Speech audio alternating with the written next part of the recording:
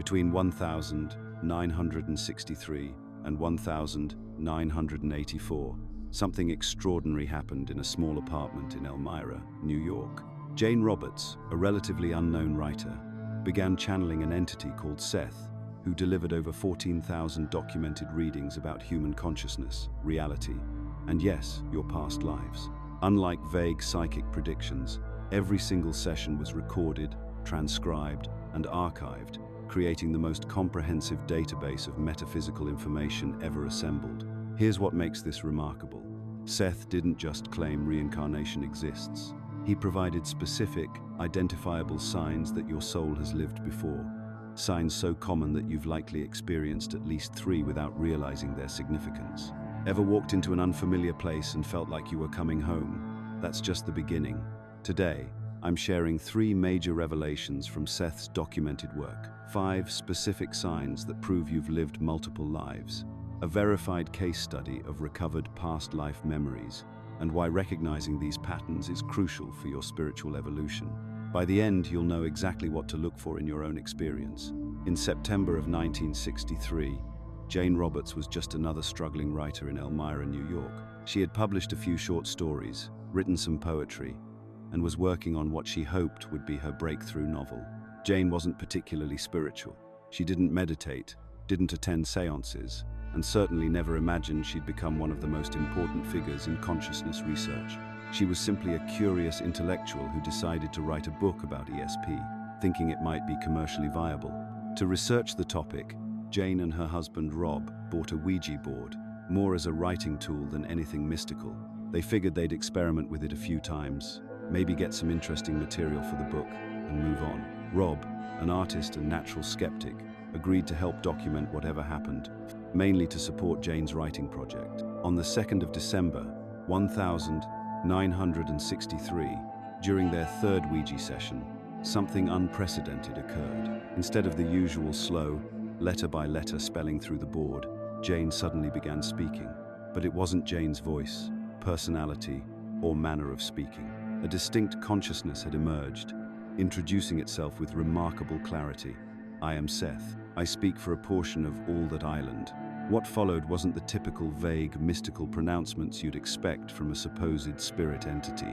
Seth spoke with intellectual precision, philosophical sophistication, and practical wisdom that seemed impossible for Jane to possess. He discussed complex metaphysical concepts with the authority of someone who had spent lifetimes studying consciousness itself. Rob, trained in commercial art and naturally methodical, made a decision that would prove historically crucial.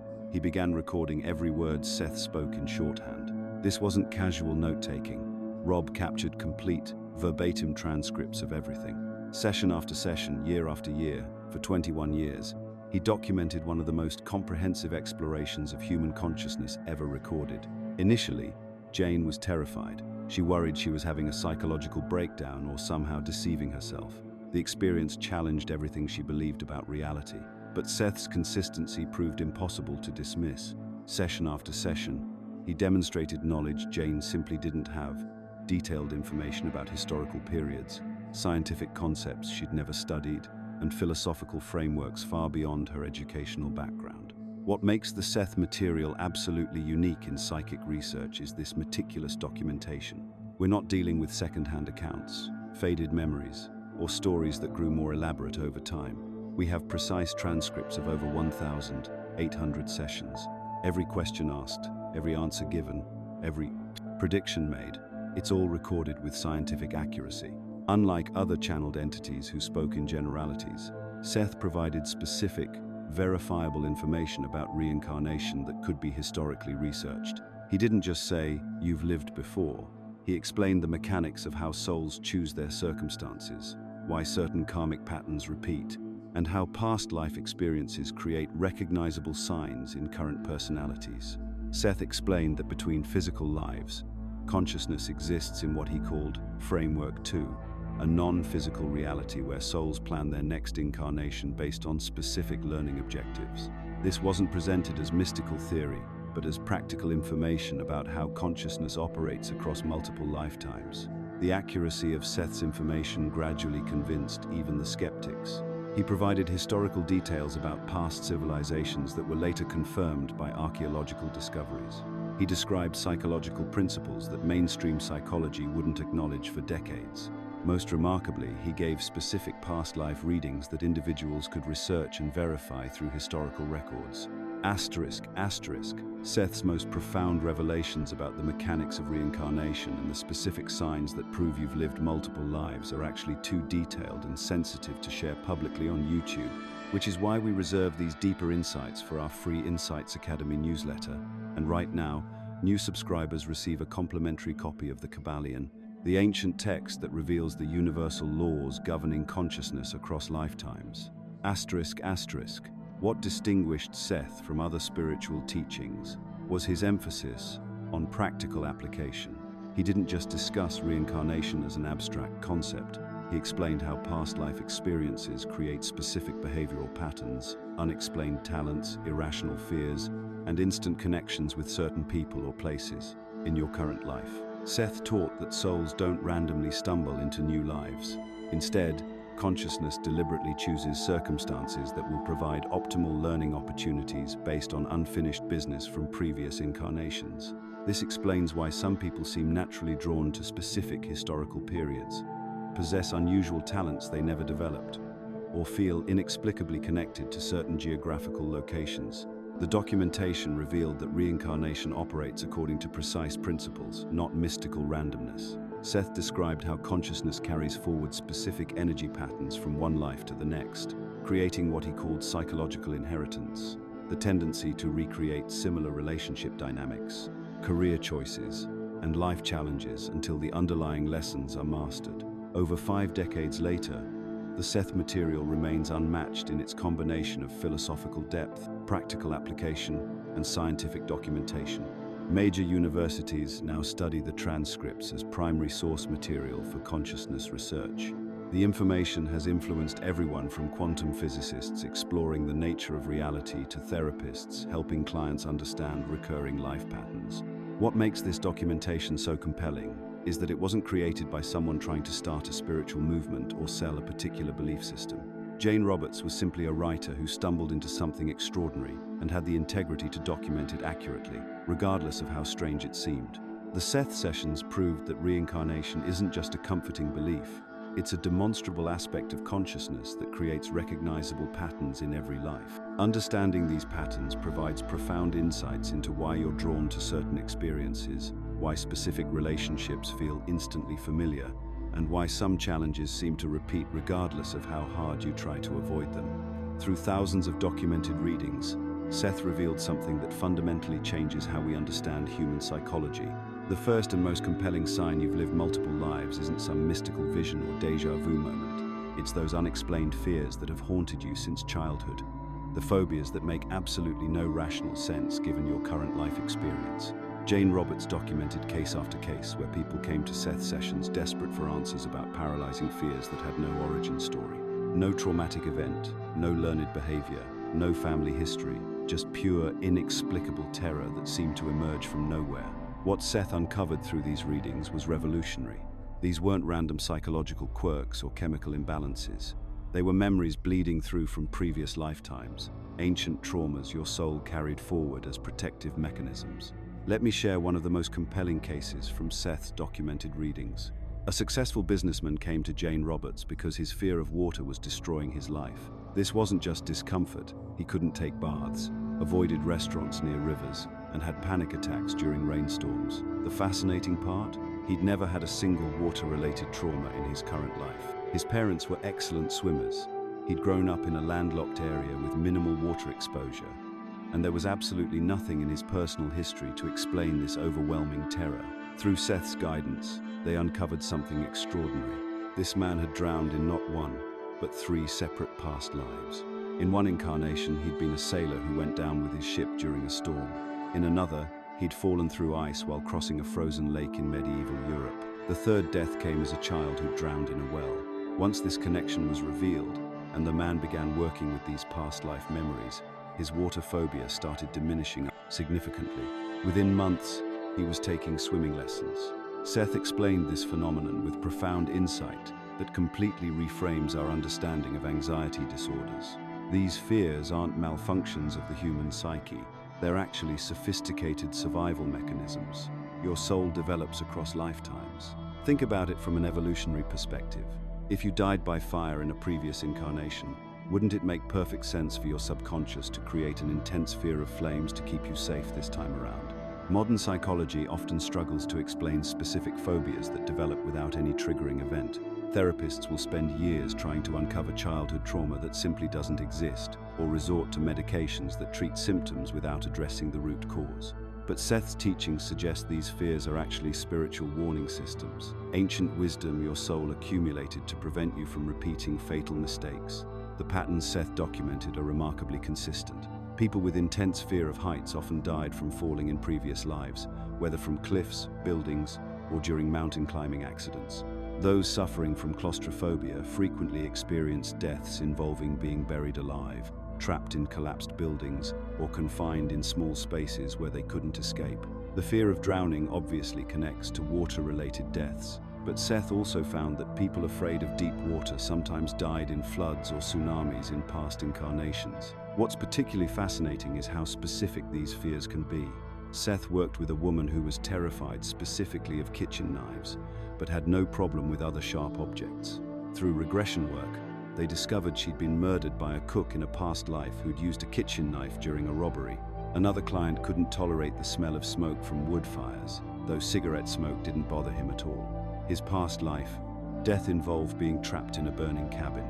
The fear of public speaking, which affects millions of people, often traces back to past lives where individuals were executed publicly, persecuted for their beliefs, or died during public humiliation.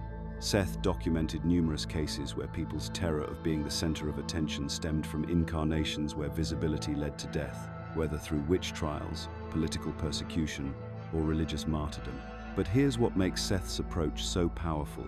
Recognizing these connections isn't about living in fear or becoming obsessed with past trauma. It's about understanding and gradually healing these ancient wounds. Seth provided specific techniques for working with past life fears constructively, starting with meditation practices designed to access underlying memories safely. He recommended a gentle approach where you sit quietly and allow yourself to feel the fear fully, without trying to push it away or rationalize it. Then, ask your subconscious to show you images or impressions related to the fear's origin. Don't force anything, just remain open to whatever emerges. Many people report sudden flashes of unfamiliar scenes, clothing from different time periods, or environments they've never experienced in their current life. Seth also emphasized the importance of emotional release work. Once you identify a potential past life connection, he suggested techniques for processing the trapped emotional energy. This might involve journaling about the past life scenario, expressing the emotions that were never released during that traumatic death, or even creating rituals to honor and heal that past version of yourself. The healing process Seth documented typically involves several stages. First comes recognition, understanding that your fear has deeper roots than your current life experience. Then comes exploration, carefully examining the past life memories that surface. Finally comes integration, where you consciously work to separate your current safe reality from those ancient dangers. This understanding can be incredibly liberating for people who've struggled with unexplained fears their entire lives.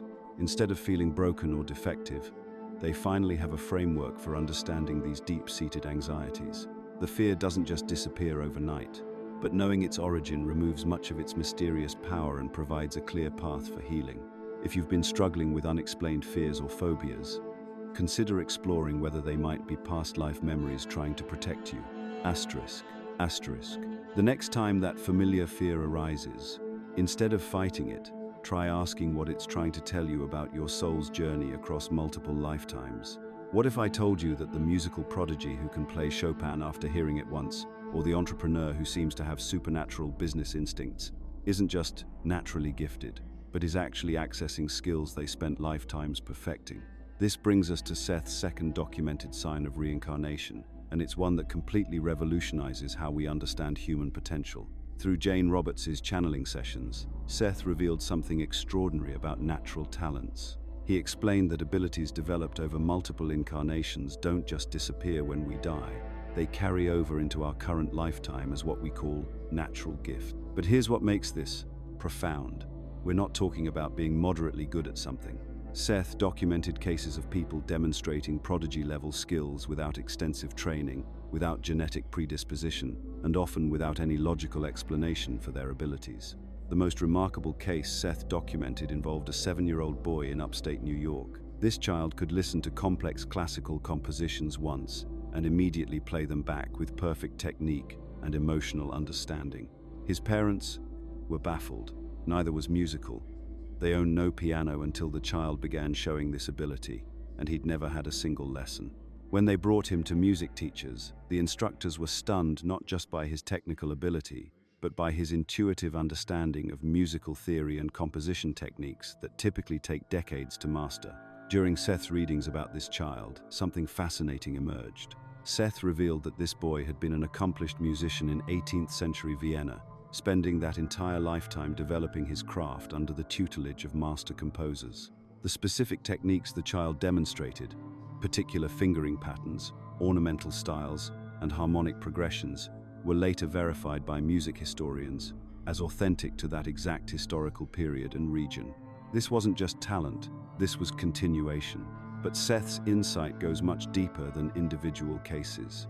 He taught that these talents don't appear randomly in our lives. Before we incarnate, our souls specifically choose life circumstances that will allow us to express and develop abilities from previous incarnations.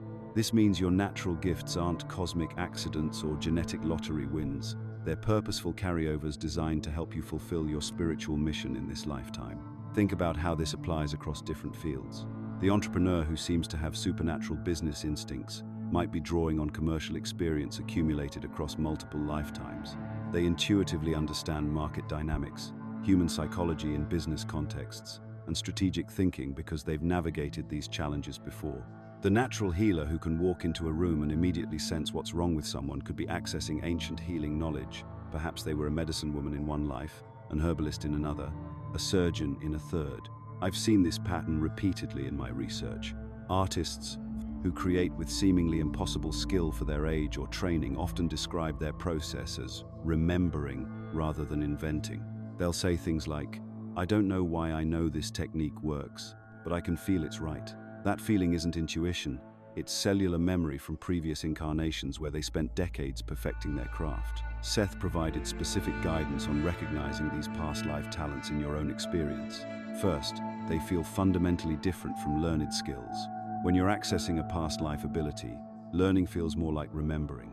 There's an inexplicable confidence, almost like muscle memory for something you've never formally practiced. Second, these abilities develop much faster than normal skill acquisition would suggest. While others struggle with basics, you find yourself naturally understanding advanced concepts or techniques. Third, and this is crucial, these talents often come with emotional resonance that seems disproportionate to your current experience. A person with past life healing abilities might feel deeply moved by others' suffering in ways that seem excessive for their current background. Someone with past life teaching or leadership experience might feel an almost compulsive need to guide and educate others, even when it's inconvenient or unrewarded. But here's where Seth's teaching becomes particularly profound. He emphasized that recognizing these abilities comes with responsibility. These aren't just personal gifts for your enjoyment or success. They're tools for serving others and contributing to human advancement. Your soul chose to carry these abilities forward because the world needs them now, in this particular historical moment. Seth explained that souls often incarnate in clusters, bringing complementary skills to address specific challenges humanity faces during particular periods. The explosion of technological innovation we're seeing isn't coincidental. Souls with advanced technical knowledge from other incarnations, possibly even from more advanced civilizations, are incarnating now to help humanity navigate its technological evolution. Understanding the source of your natural talents can completely transform how you develop them. Instead of treating them as random gifts, you can approach them with the reverence and intentionality they deserve. Seth taught that when you consciously acknowledge a talent as a past life carryover, you actually strengthen your connection to that knowledge.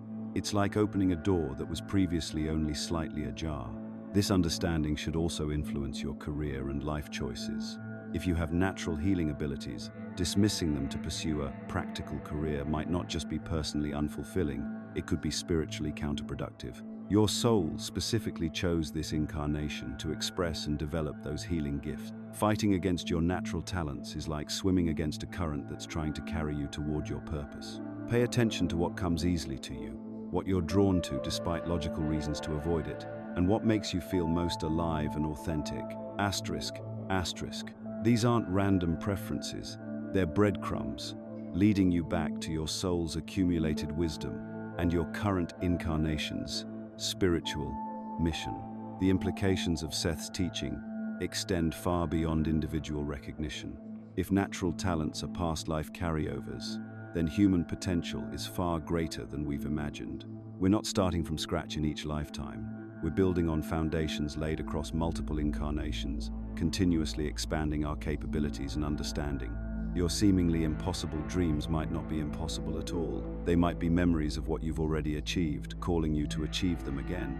Have you ever met someone and felt like you'd known them your entire life? Not just attraction or chemistry, but something deeper, a recognition that goes beyond logic? Seth revealed that these instant connections aren't coincidence. They're evidence of your third sign of reincarnation, soul group recognition.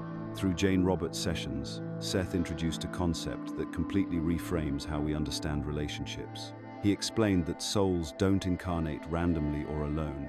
Instead, we travel in what he called soul groups, collections of souls who choose to incarnate together repeatedly, lifetime after lifetime, to work through karmic relationships and support each other's spiritual evolution. One of the most documented cases involved a married woman named Margaret, who attended one of Jane's sessions in 1968. Margaret described meeting a man at a conference who triggered an immediate, overwhelming sense of familiarity. She said it felt like coming home to someone I'd been searching for without knowing I was searching. The connection was so intense it disrupted both their lives. They couldn't explain the pull they felt toward each other, and it created serious complications in their existing relationships. When Seth addressed Margaret's situation, he revealed something extraordinary.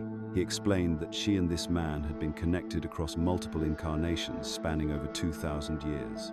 In one lifetime, they had worked together as healers in ancient Greece, developing herbal remedies and spiritual practices.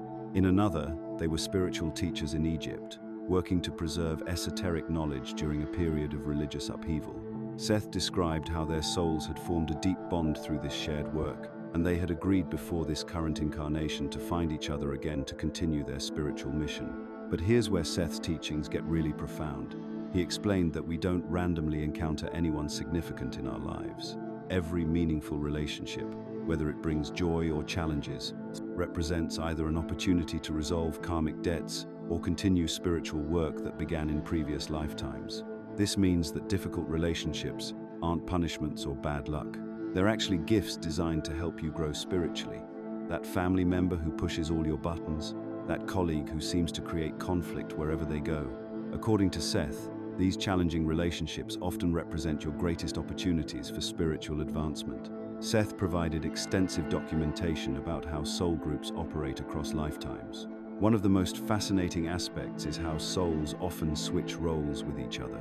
Someone who was your parent in a previous life might appear as your child, friend, or even adversary in this one. This role switching serves a specific purpose. It allows souls to experience relationships from multiple perspectives and work through different aspects of their spiritual development. This explains why some relationships feel immediately familiar and comfortable, while others require time to develop trust and understanding.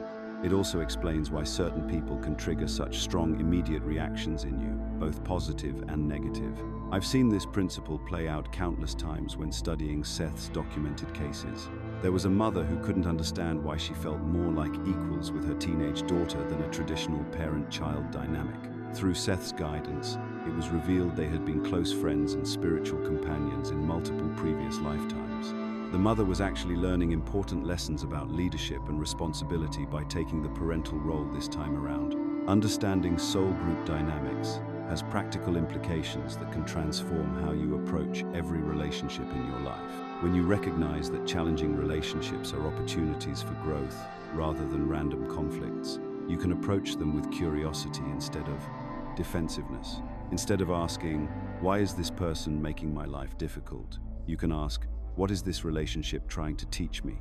Seth taught that instant attractions or aversions often have deeper spiritual significance. That person you dislike immediately upon meeting, there might be unresolved karma between you that needs attention.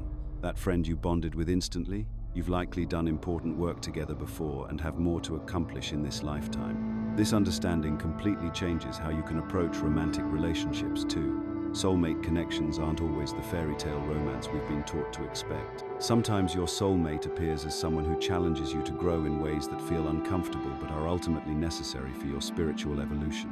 So how do you identify soul group members in your current life? Seth provided several clear indicators. First, look for people who trigger strong immediate reactions, whether positive or negative. These intense responses usually signal a deeper connection that transcends your current lifetime experience.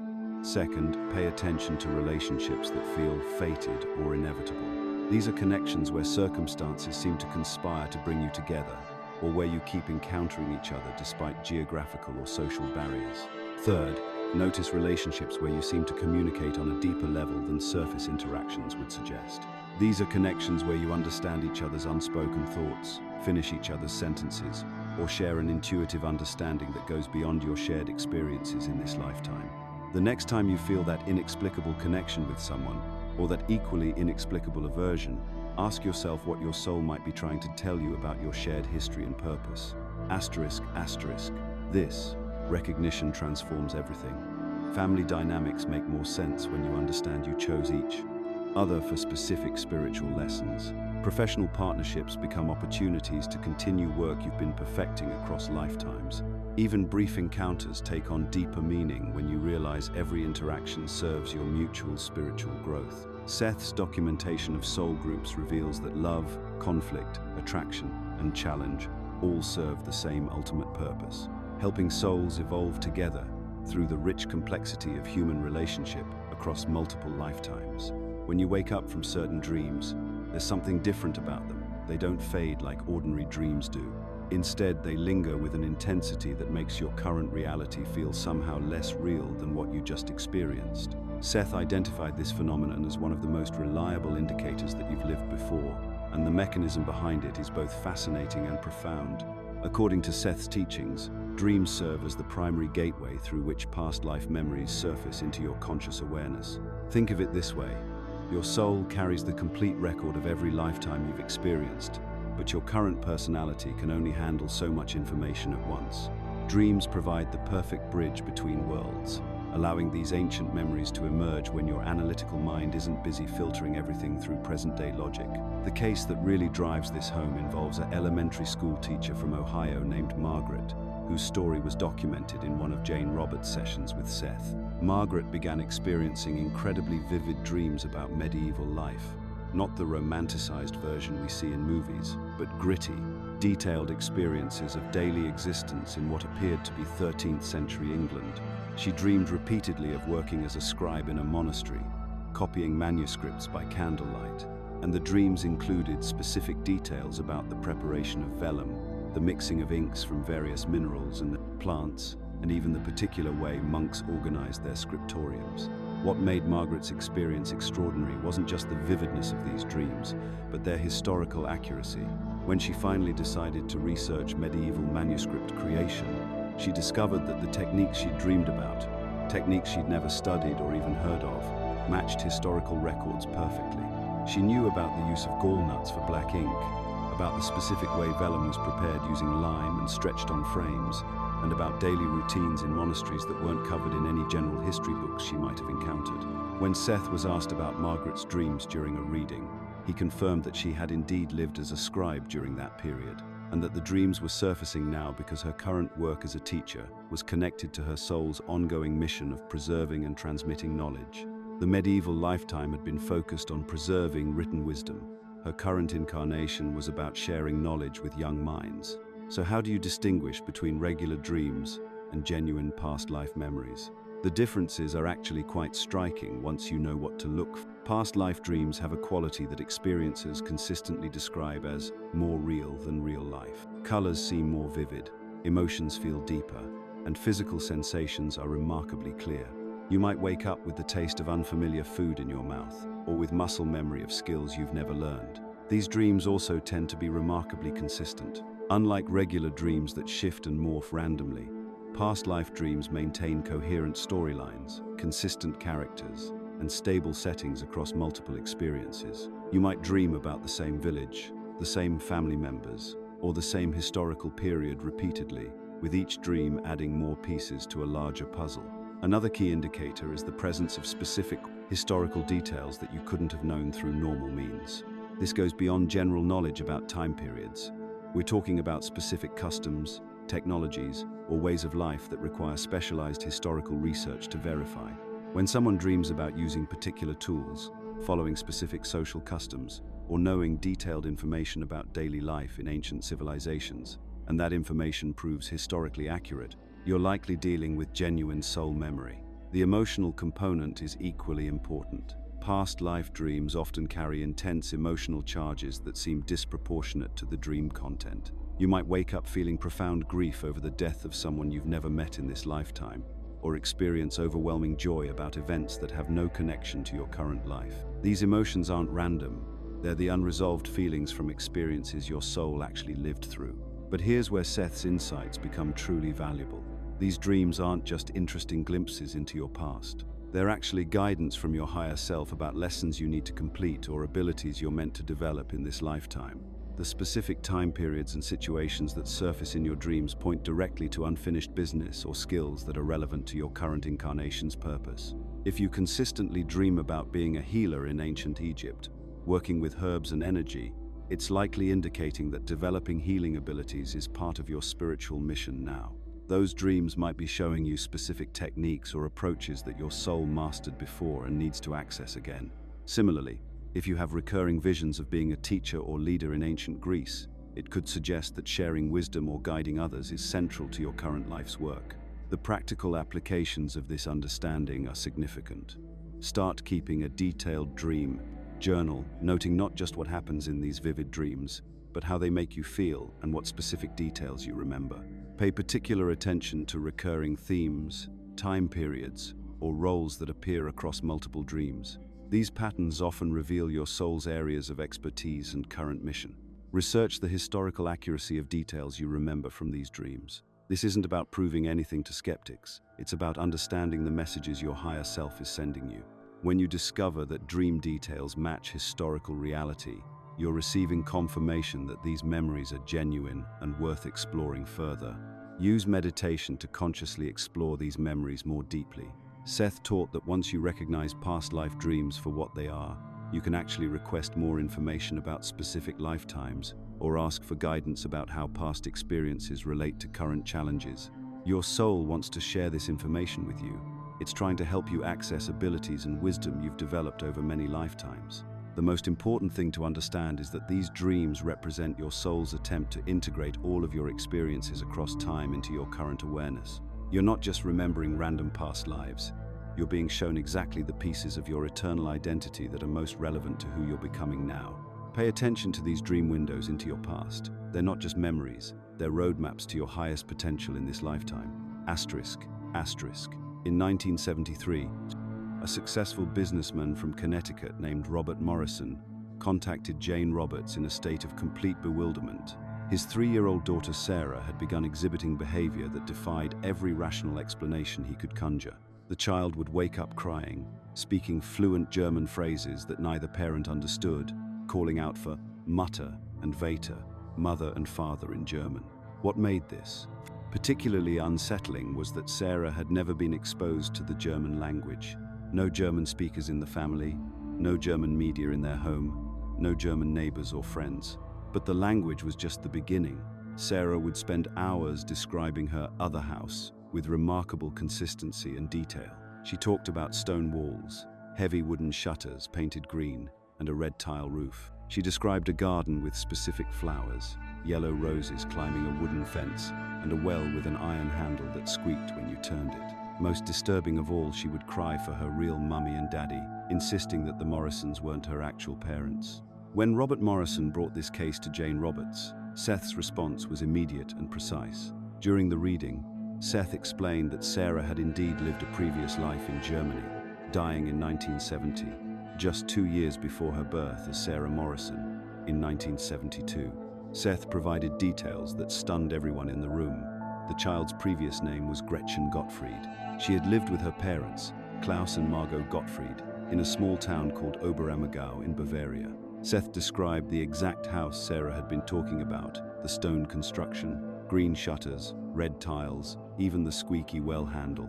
Most remarkably, Seth explained that Gretchen had died in a house fire at age 6, and her intense attachment to her parents and her familiar surroundings had created what he called emotional anchoring, preventing the soul from moving into the typical interlife state for review and preparation between incarnations. Now here's where this case transforms from fascinating story into documented proof. Robert Morrison, being a methodical businessman, decided to verify these claims. He hired a private investigator who traveled to Germany and located Oberammergau. The investigator found records of the Gottfried family. Klaus and Margot Gottfried had indeed lost their 6-year-old daughter, Gretchen, in a house fire in December 1970. The house matched Sarah's descriptions exactly: stone walls, green wooden shutters, red tile roof, yellow roses, and yes, a well with a squeaky iron handle. The investigator interviewed neighbors who remembered little Gretchen. They described a cheerful child who loved helping her mother in the garden and had a particular attachment to those yellow climbing roses. When shown photographs of adult Sarah Morrison years later, elderly neighbors remarked on similarities in facial expressions and mannerisms to the Gretchen they remembered. This case represents something extraordinary in consciousness research because every verifiable detail checked out. We're not talking about vague impressions or general historical knowledge a child might have absorbed somewhere. We're talking about specific family names, exact architectural details, personal memories, and emotional attachments that corresponded perfectly with documented historical reality. Seth's explanation of why this reincarnation happened so quickly provides crucial insight into how consciousness operates between lives. According to Seth, souls typically spend considerable time in what he termed the interlife state, a period of review, learning, and preparation that can span decades or even centuries in our time measurement.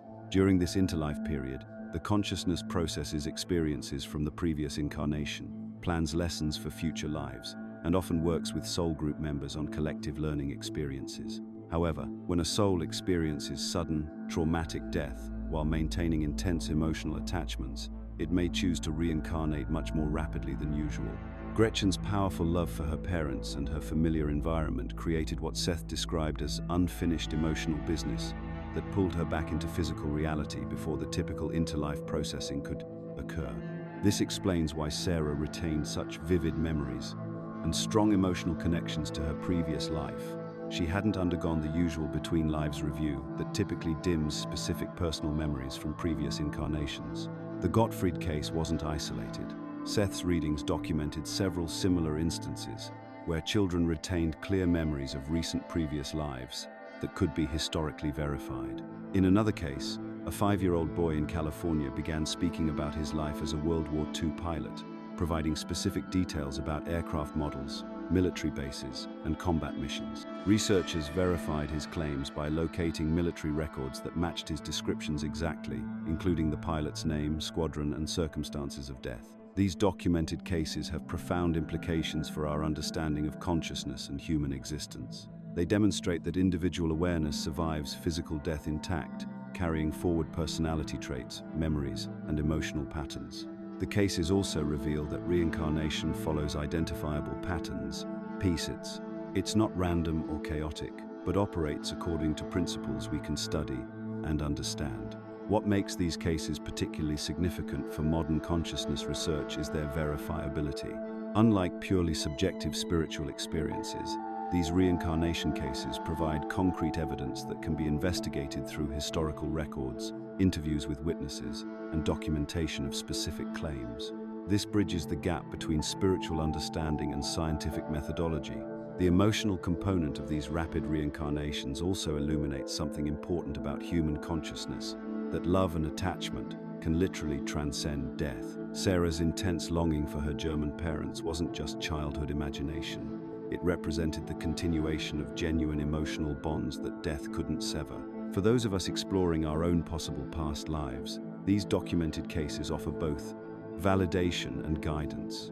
They confirm that the soul connections, unexplained knowledge, and vivid dreams we've discussed in previous sections represent real phenomena with measurable effects in the physical world. They also suggest that our strongest emotional reactions and deepest unexplained longings might be pointing us toward understanding our own soul's journey through multiple lifetimes.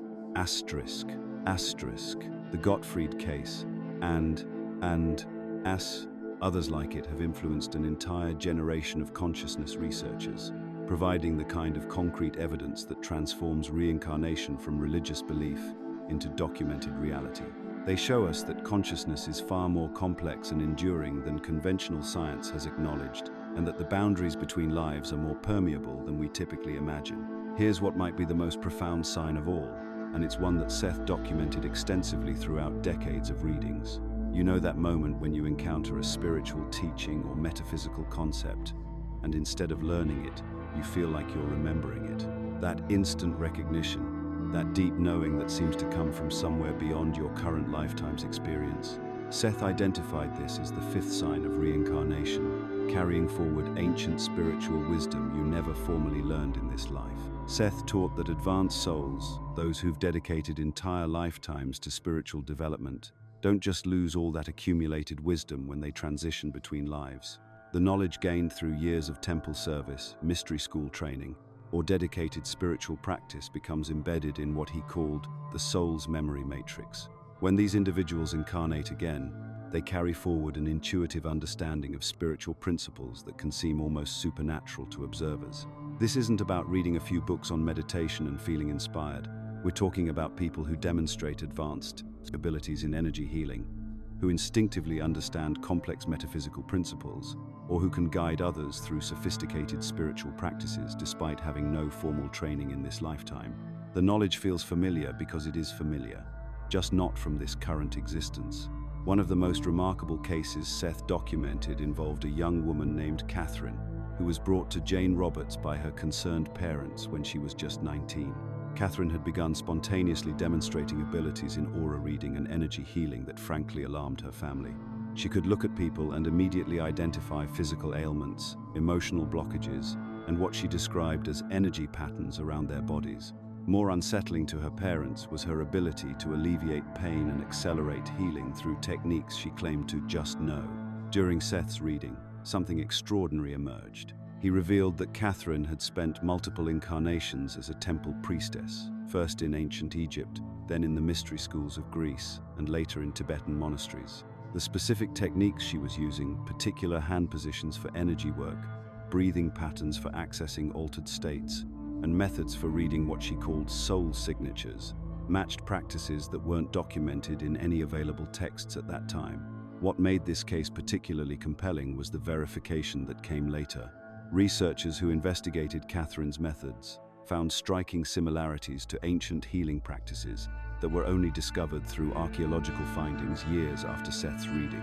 The hand positions she used matched those depicted in Egyptian tomb paintings that weren't publicly available when she first demonstrated these abilities. Her descriptions of energy centers in the body aligned with Tibetan practices that hadn't been translated into English yet. Seth explained that Catherine's soul had spent centuries mastering these techniques across different cultures and time periods. Each lifetime had built upon the previous one's spiritual development, creating a deep reservoir of wisdom that was now surfacing in her current incarnation. The intensity of her spiritual calling wasn't random. It was the natural expression of lifetimes dedicated to this work. This phenomenon extends far beyond individual healing abilities. Seth predicted that many advanced souls would incarnate during the late 20th and early 21st centuries, carrying forward ancient wisdom to help humanity navigate what he described as a critical period of spiritual awakening. If you find yourself drawn to spiritual development with an intensity that surprises even you, if concepts like consciousness expansion or energy work feel immediately familiar rather than foreign, you might be part of what Seth called this new wave of spiritual workers. The documentation supporting this phenomenon is extensive. Thousands of cases exist where individuals have demonstrated advanced spiritual abilities with no formal training. Many of these people later received readings confirming multiple incarnations in spiritual roles across different cultures and time periods. The pattern is remarkably consistent. an inexplicable knowing about spiritual truths, an immediate resonance with certain teachings, and abilities that emerge naturally rather than through study. But how do you recognize this sign in your own life? It's more subtle than you might expect. Maybe you picked up meditation and immediately felt comfortable in states of consciousness that typically take years to access. Perhaps you've encountered energy healing and found yourself intuitively understanding principles that others struggle to grasp. Or you might have read about ancient spiritual practices and felt that familiar tug of recognition, as if you were revisiting old knowledge rather than discovering something new. Sometimes this manifests as an unexplained understanding of metaphysical principles you can't trace to any specific learning experience. You might find yourself naturally thinking in terms of energy, vibration, or consciousness in ways that feel completely normal to you but seem advanced to others. Or you could discover that you have an intuitive grasp of spiritual concepts that typically require extensive study to comprehend. The key difference between genuine soul memory and intellectual curiosity is the quality of the knowing. When you're accessing wisdom from previous lifetimes, it doesn't feel like you're learning something new. It feels like you're remembering something you've always known. There's an immediate, visceral recognition that goes beyond mental understanding. Seth emphasized that this sign often comes with a sense of spiritual urgency or calling. These souls didn't incarnate to pursue casual spiritual hobbies. They came with specific work to do. If you feel an almost compulsive need to develop spiritually, to help others awaken, or to preserve and share ancient wisdom, this could indicate you're carrying forward a spiritual mission from previous lifetimes. Pay attention to which spiritual traditions feel immediately familiar to you. Asterisk. Do certain cultural approaches to spirituality resonate more deeply than others? This might indicate where you've spent previous lifetimes developing these abilities. The soul tends to gravitate toward familiar territory, even across incarnations. The implications of this fifth sign are profound. If you're experiencing it, you're not just someone who happens to be interested in spiritual topics. You're likely a soul who has dedicated multiple lifetimes to this development. That knowledge, that accumulated wisdom, is still there within you, waiting to be accessed and applied in service of your current life's purpose. When you start recognizing the signs that you've lived before, something remarkable happens. You're not just satisfying curiosity about past lives, you're unlocking a sophisticated navigation system for your spiritual growth. Seth described this process as accessing what he called the cosmic library, a vast repository of every experience your soul has ever accumulated across all lifetimes. Think about it this way. Every challenge you've overcome, every skill you've mastered, every relationship you've navigated in previous incarnations gets stored in this cosmic database. But here's what most people misunderstand about accessing these records. Plaudits. It's not about becoming fascinated with who you were as a Roman centurion or an Egyptian priestess. Seth was crystal clear about this. Past life awareness serves one purpose: accelerating who you're becoming now. I've watched people get completely sidetracked by the drama of their past incarnations. They'll spend years obsessing over whether they were Cleopatra's handmaiden or Napoleon's advisor. That's missing the point entirely. Seth taught that when you understand what abilities you've already developed, what relationships you're here to heal, and what lessons you're meant to complete, you can make choices that align with your soul's purpose instead of constantly working against it. Let me give you some concrete examples of how this knowledge creates real transformation. Sarah, a client I worked with, had an inexplicable terror of heights that was completely ruining her life. She couldn't even look out a second-story window without panic attacks.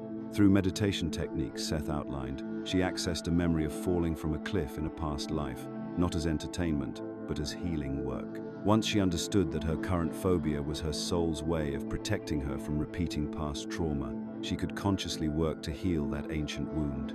Within 6 months, she was hiking mountain trails. Or consider David, who'd always felt drawn to healing work but kept dismissing it as impractical. When he recognized that his natural ability to sense people's physical ailments came from multiple lifetimes of spiritual practice, including incarnations as a Native American medicine man and a medieval herbalist, he stopped fighting his gifts and started developing them intentionally. He's now a successful energy healer who helps hundreds of people annually. The relationship applications are even more profound. Seth taught that many of our most challenging relationships represent opportunities to resolve what he called karmic debts, unfinished business between souls. When you recognize that your difficult boss might be someone you wronged in a previous lifetime, or that your troubled marriage partner is a soul you've been working to understand across multiple incarnations, You can approach these conflicts with genuine compassion instead of reactive defensiveness. I remember reading about a woman who discovered through past life regression that her abusive mother had been her daughter in a previous lifetime, a daughter she'd abandoned during wartime. Understanding this pattern didn't excuse the abuse, but it gave her a framework for healing that went beyond conventional therapy. She could see the larger spiritual dynamic at play and work consciously to break cycles that had been repeating for centuries. Seth consistently emphasized that the ultimate purpose of understanding reincarnation isn't to become fascinated with your past selves, but to become who you're meant to be now. Every carried forward talent, every soul connection you recognize, every ancient trauma you heal serves one goal: helping you fulfill your spiritual mission in this current incarnation. This approach is particularly powerful for modern spiritual seekers because Seth never encouraged passive acceptance of karma. Unlike teachings that suggest you should simply endure whatever circumstances you've earned, Seth's readings promoted active engagement with spiritual growth. He taught that understanding your past life patterns gives you the power to consciously shape your spiritual future. Here's how this works practically. When you recognize that your natural leadership abilities come from lifetimes of guiding others, you can step into leadership roles with confidence instead of self-doubt. When you understand that your attraction to certain geographical locations reflects places where your soul experienced profound growth, you can make living decisions that support your spiritual development. When you realize that your unexplained knowledge about ancient spiritual practices comes from direct experience in past incarnations, you can trust that wisdom instead of dismissing it as imagination. Seth provided specific methods for working with past life awareness constructively. His meditation technique involved entering a relaxed state and asking your higher self to reveal only information that serves your current spiritual growth. He warned against seeking past life memories for entertainment or ego gratification. That approach often leads to fantasy rather than genuine insight. For healing ancient traumas, Seth recommended a process he called conscious integration. Instead of just remembering traumatic past life events, you work to understand how those experiences contributed to your soul's development, then consciously release any limiting beliefs or fears that trauma created. The goal isn't to relive past pain, but to transform it into wisdom. To develop carried forward abilities more intentionally, Seth suggested what he called skill archaeology, paying attention to activities that feel mysteriously familiar, subjects you grasp unusually quickly, or talents that seem to emerge without extensive practice. These often represent abilities you've developed across multiple lifetimes. The most important insight Seth offered about past life awareness is this: your soul chose this current incarnation specifically because it provides optimal conditions for your next level of spiritual growth. Every challenge you face, every opportunity that presents itself, every person who enters your life serves your evolution. When you understand your past life patterns, you can recognize these growth opportunities instead of missing them. This is why documenting and understanding reincarnation signs matters so much, not for spiritual entertainment, but for spiritual acceleration. Asterisk, asterisk. Your past lives aren't ancient history. They're your soul's curriculum, and this lifetime is your final exam. Back in the 1960 seconds, Seth made a remarkable prediction through Jane Roberts that would prove eerily accurate. He described an approaching period of accelerated spiritual awakening, explaining that humanity was entering a phase where advanced souls would deliberately incarnate to facilitate a massive transformation in consciousness. At the time, this seemed like an extraordinary claim. Today, looking at the explosion of interest in spirituality, consciousness studies, meditation practices, energy healing, and alternative approaches to understanding reality, Seth's prediction appears remarkably prescient. The fact that you're drawn to information about reincarnation signs may itself be significant evidence that you're part of this spiritual awakening, Seth foresaw. According to his teachings, souls who have accumulated substantial wisdom across multiple lifetimes are specifically choosing to incarnate during this period because their experience is needed to help humanity evolve beyond purely materialistic thinking. Consider how dramatically the spiritual landscape has shifted in recent decades. Meditation has moved from fringe practice to mainstream wellness tool. Quantum physics increasingly supports concepts that mystics have taught for millennia. Universities now offer courses in consciousness studies. Major corporations hire mindfulness coaches. Even traditional psychology has embraced concepts like post-traumatic growth that echo ancient teachings about learning through challenge. This transformation isn't accidental. according to Seth's framework. It represents the collective awakening of souls who carry deep spiritual understanding from previous lifetimes, now applying that wisdom to help shift human consciousness toward greater awareness of our true nature as spiritual beings having physical experiences.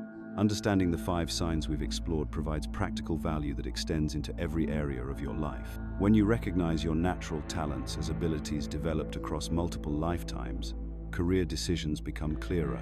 Instead of forcing yourself into roles that drain your energy, you can pursue paths that utilize skills your soul has been perfecting for centuries. A person with inexplicable musical ability might recognize this as evidence of lifetimes spent developing this gift, leading them to embrace music as their contribution to the world rather than dismissing it as impractical. Recognizing karmic relationships transforms how you approach personal connections. That challenging family member who pushes every button might be a soul you've worked with before to learn specific lessons about patience, forgiveness, or healthy boundaries. Understanding this dynamic allows you to engage with greater wisdom and compassion, seeing conflicts as opportunities for mutual growth rather than random personality clashes.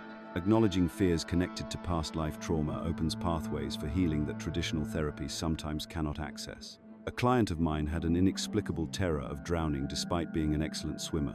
Through exploring this as potential past life memory, she was able to process and release the fear in ways that years of conventional treatment hadn't achieved. The healing occurred because she addressed the root cause rather than just the symptoms. Paying attention to spiritual dreams and visions provides ongoing guidance for your current development. These experiences often contain wisdom and insights that your conscious mind hasn't yet integrated. By honoring these messages rather than dismissing them as imagination, you tap into the accumulated wisdom of your soul's journey across multiple lifetimes. Trusting your intuitive understanding of metaphysical truths connects you with knowledge you've spent lifetimes acquiring. That immediate recognition you feel when encountering certain spiritual concepts isn't coincidence, it's remembrance. Your soul recognizes truth it has discovered before, allowing you to build upon previous understanding rather than starting from scratch.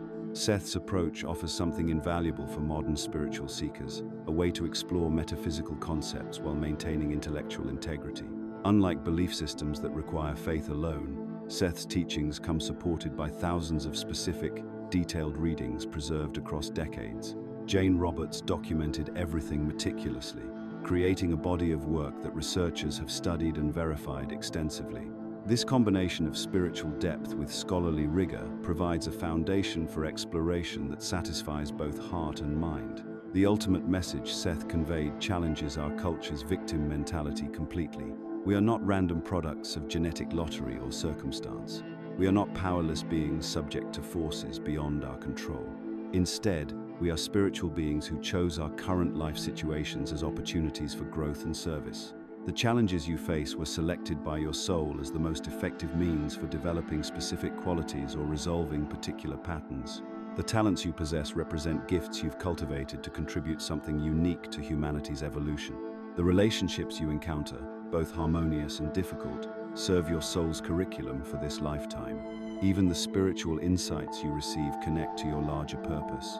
As humanity awakens to its true nature, those with accumulated wisdom across lifetimes serve as bridges, helping others remember what they too have always known at the deepest level. Your recognition of these reincarnation signs may indicate that you're here specifically to participate in this great awakening. This perspective fundamentally changes how you approach personal growth, relationships, career choices, and spiritual development. When you understand your current life as one chapter in a much longer story of spiritual evolution, every experience becomes meaningful. Setbacks become learning opportunities. Talents become tools for service. Relationships become classrooms for developing love, patience, and understanding. Challenges become precisely what your soul needs for its continued evolution. The framework provided by recognizing these 5 signs offers something our culture desperately needs: a sense of purpose and meaning that extends beyond material success or social approval. Instead of feeling lost in a random universe, you begin to see the elegant design underlying your experiences. Instead of feeling limited by current circumstances, you recognize the vast potential you carry from lifetimes of accumulated wisdom. This understanding doesn't encourage passivity or spiritual bypassing of real-world responsibilities. Rather, It empowers you to engage more fully with life, knowing that your participation matters not just for your own growth, but for humanity's collective evolution. Every act of kindness, every moment of choosing love over fear, every instance of living authentically rather than conforming to others' expectations contributes to the spiritual awakening Seth described. The legacy of Seth's work continues to influence spiritual understanding nearly 6 decades after Jane Roberts first began channeling these profound insights. The concepts that seemed revolutionary in the 1960 seconds have gradually become more accepted as humanity's consciousness expands. If this exploration of documented reincarnation signs has opened new possibilities in your understanding of your own spiritual journey, let us know by commenting, "I understood it."